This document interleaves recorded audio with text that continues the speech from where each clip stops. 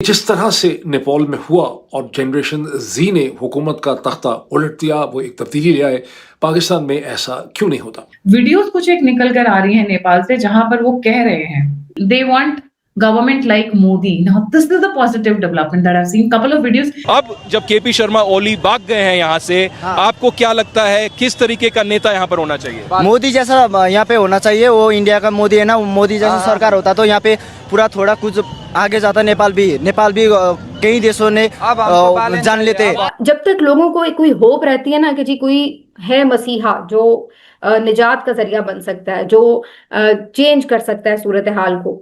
एक मैं आपको बात बता दूं, आप बोलेंगे मेजर साहब आप इमोशनल हो रहे हैं, आप इमोशनल हो रहे हैं. बात इमोशन की नहीं है, बात इमोशन की नहीं है दोस्तों. बात यह है कि हमारा नेपालियों के साथ रिश्ता है और वो रिश्ता आपके और मेरे कहने ना कहने से उस रिश्ते पर फर्क नहीं पड़ता. वो है तो है. जहां पर youngsters are talking and the women specially are saying कि we want a government like Modi in Nepal. जी, सबसे पहली जो मुख्य मांग रखी गई है वो ये है कि साहब कि भारत को हिंदू राष्ट्र, नेपाल को हिंदू राष्ट्र घोषित करें. जितना हमारा हिंदुस्तानियों का, भारतीयों का नेपाल पे अधिकार है, उतना ही नेपालियों का हम पर अधिकार है. क्या वजह है कि यहाँ पे लोग क्यों नहीं निकलते? यहाँ पे भी बड़ी मुश्किलात है, गुर्बत है, हर चीज है, एक मुसल्लत शुदा हुकूमत है, सब कुछ है. क्यों फिर लोग इस जुल्म को बर्दाश्त कर रहे हैं? न बुज़दिल हैं, न बेगैरत हैं, न बेशरम हैं.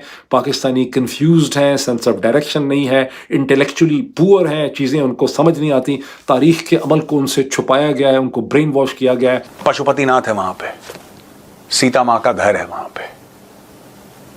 We cannot allow Nepal to become the playground of the Chinese and the Americans. दोस्तों, नेपाल में इस वक्त हालात काफी गर्म हैं. सड़कों पर सचमुच आग लगी हुई है भ्रष्टाचार विरोधी प्रदर्शनों के साथ. यह आंदोलन ज्यादातर जिनजी युवाओं द्वारा नेतृत्व किया जा रहा है, जो भ्रष्टाचार और पुराने अक्षम नेताओं से तंग आ चुके हैं. और सबसे दिलचस्प बात क्या है, एनडीटीवी को दिए गए एक एक्सक्लूसिव इंटरव्यू में नेपाल के युवाओं ने साफ कह दिया, ओली नहीं, हमें मोदी जैसा प्रधानमंत्री चाहिए. जरा सोचिए, पड़ोसी देश के युवा खुलकर कह रहे हैं कि उन्हें मोदी जी जैसे मजबूत, दूरदर्शी और निर्णायक नेता की जरूरत है अपने देश की तरक्की के लिए.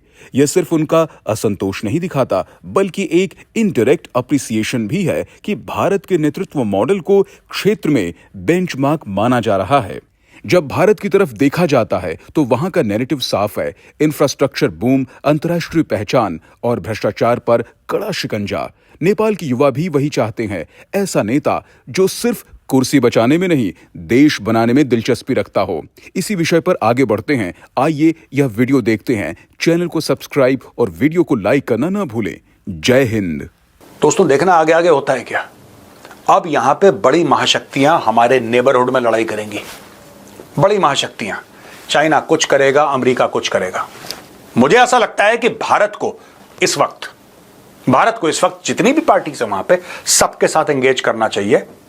एक मैं आपको बात बता दूं, आप बोलेंगे मेजर साहब आप इमोशनल हो रहे हैं, आप इमोशनल हो रहे हैं. बात इमोशन की नहीं है, बात इमोशन की नहीं है दोस्तों. बात यह है कि हमारा नेपालियों के साथ रिश्ता है और वो रिश्ता आपके और मेरे कहने ना कहने से उस रिश्ते पर फर्क नहीं पड़ता. वो है तो है, ठीक है.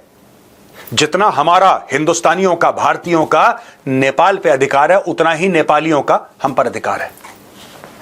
आपको एक बात पता है, the chief of army staff of the Indian army is the honorary chief of army staff of the Nepalese army, and the chief of army staff of the Nepalese army is the honorary chief of army staff of the Indian army. Pashupatinath है वहां पे, सीता माँ का घर है वहां पे. We cannot allow Nepal to become the playground of the Chinese and the Americans. Nepal is sovereign territory. Nepal की अपनी संप्रभुता है और ये भारत की जिम्मेदारी है, भारत की रिस्पॉन्सिबिलिटी है कि दुनिया भर को बताए कि Nepal is a sovereign country. वहां पे कोई इंटरफियर नहीं कर सकता, कोई इंटरफियर नहीं कर सकता. नेपाल का फ्यूचर वो होगा जो नेपाली लोग डिसाइड करेंगे. That's it.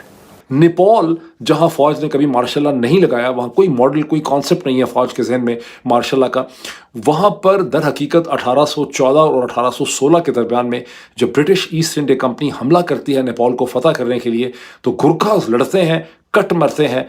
और वो 2-2.5 साल की लड़ाई है, उसके नतीजे में ब्रिटिश इस चीज़ पे कन्विंस होते हैं कि नेपाली दुनिया के बेहतरीन फाइटर हैं उस खित्ते में।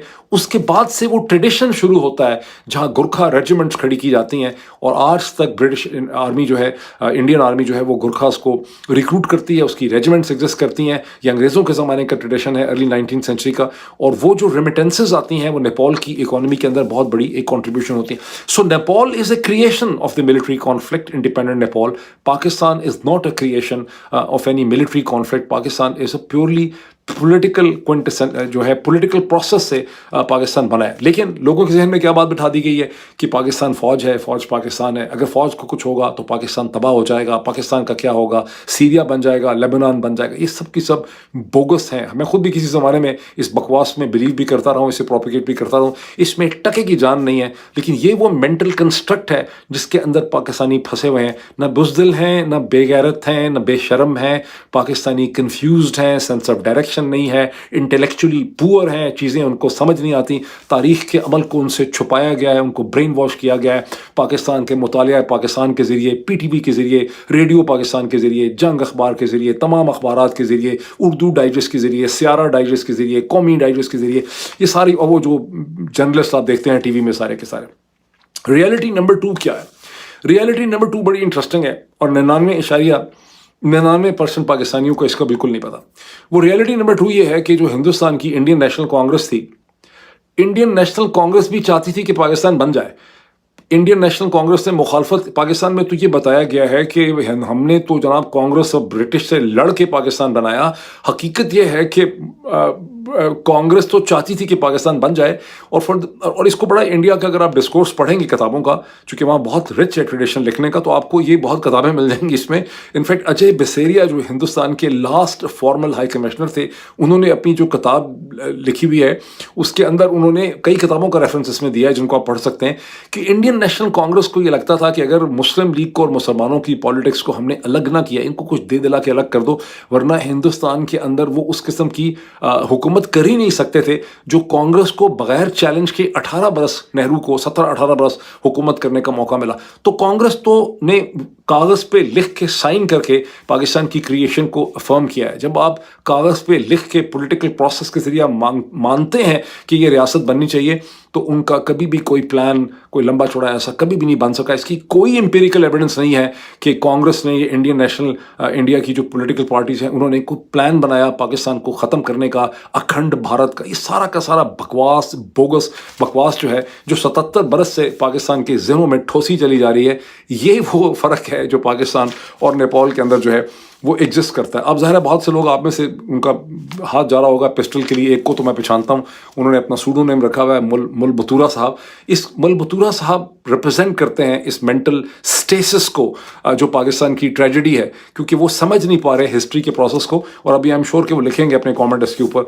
और जब मैं इस तरह की बातें करता हूँ तो इन लोगों को लगता है कि मुझे हिंदुस्तान ने पैसे दे दिए हैं, मैं रॉ का एजेंट बन गया हूँ, किसी और का बन गया हूँ एजेंट। बिकॉज पाकिस्तान में सारी की सारी ब्रेन थिंकिंग को, इस सोच को रोकने के 2 तरीके हैं। या ऐलान कर दें कि इस्लाम के ख़िलाफ़ है, या कहें कि या हिंदुस्तान का एजेंट है, रॉ के साथ मिला हुआ।